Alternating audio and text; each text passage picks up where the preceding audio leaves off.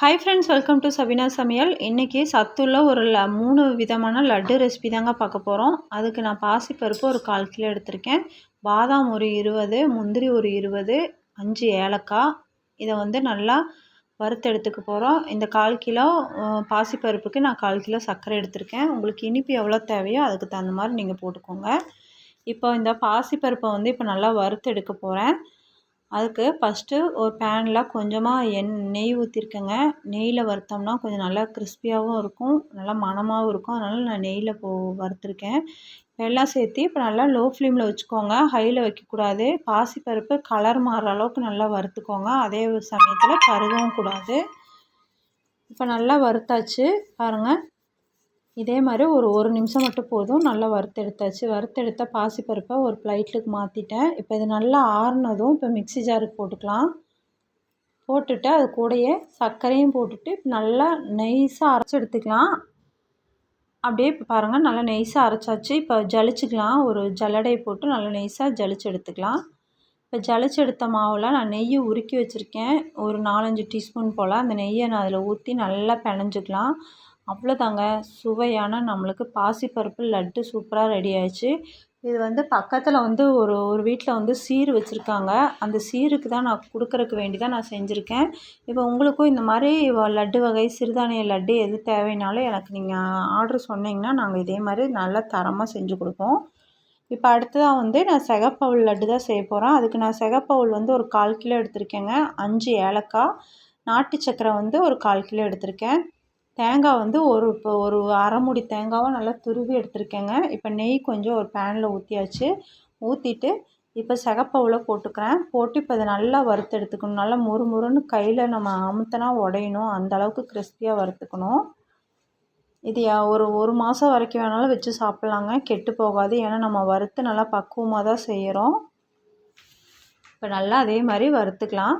வறுத்துட்டு இதை ஒரு பிளேட்டுக்கு மாற்றி வச்சிடலாங்க, நல்லா ஆறட்டும். இப்போ பாருங்கள், அவன் கையில் நொறுக்கி பார்த்தாவே நல்லா நொறுங்கும், அந்தளவுக்கு இருக்கணும். இப்போ அதே மாதிரி பேனில் கொஞ்சமாக நெய் ஊற்றியாச்சு. இப்போ நெய் ஊற்றியாச்சுங்க. அதே மாதிரி இப்போ தேங்காயும் போட்டு இப்போ நல்லா வணக்கி எடுத்துக்கலாம்.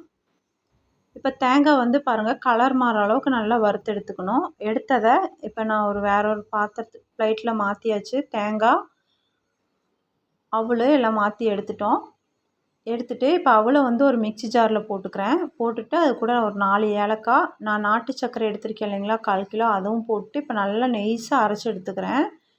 இது வந்து நம்ம ஜலிக்க வேண்டியது இல்லைங்க, ஆல்ரெடி நல்லா நம்ம வறுத்தனால நல்லா நெய்ஸாக ஆயிடுச்சு. இதோட நான் வறுத்து வச்சுருக்கேன் அந்த தேங்காயும் போட்டுக்கிறேன், நெய்யில் வறுத்த தேங்காய்.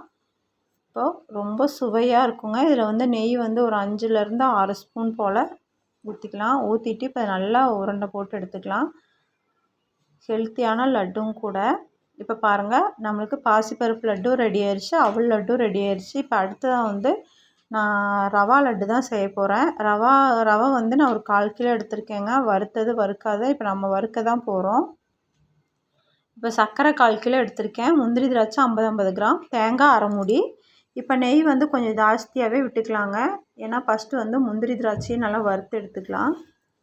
இப்போ நல்லா பொன்னிறமாக வறுத்து எடுத்தாச்சு. எடுத்ததை ஒரு பிளேட்டுக்கு மாற்றியாச்சு. இப்போ அதே பேனில் இப்போ நான் எடுத்திருக்கேன் அந்த ரவையை போட்டுக்கிறேன்.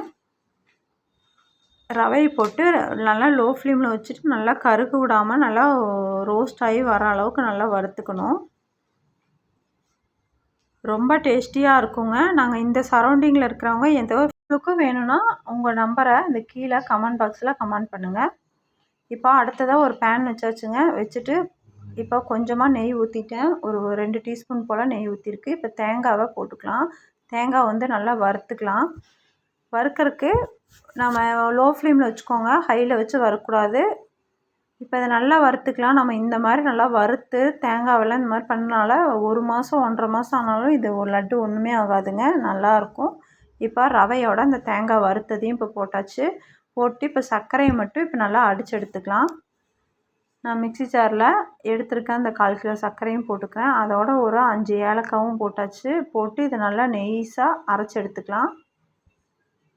இப்போ நல்லா நெய்ஸாக அரைச்சாச்சு. இதை அப்படியே வந்து அந்த ரவையெல்லாம் நம்ம வறுத்து வச்சுருக்கோம் இல்லைங்களா, அதில் அப்படியே சேர்த்திக்கலாம். வறுத்த முந்திரி திராட்சையும் அதோட போட்டாச்சு. போட்டுட்டு நல்லா நான் காய்ச்சி ஆற வச்சுருக்கேன் பால். அந்த பாலை கொஞ்சமாக லைட்டாக வெது வெதுன்னு சூடு இருக்கும் பார்த்திங்களா, அந்த மாதிரி டயத்தில் ஒரு 2 டீஸ்பூன் அல்லது 1 டீஸ்பூன் போல் பாலை மிக்ஸ் பண்ணிக்கலாம். போட்டு இப்போ நம்மளுக்கு பாருங்கள் அழகாக உருண்டை பிடிச்சாச்சு. இப்போ 3 விதமான லட்டு நம்மளுக்கு சூப்பராக ரெடி ஆயிடுச்சு. நீங்களும் இதே மாதிரி உங்கள் வீட்டில் ட்ரை பண்ணி பார்த்துட்டு எனக்கு கமெண்டில் சொல்லுங்கள். அவ்வளோதான் இந்த வீடியோ. பாய்.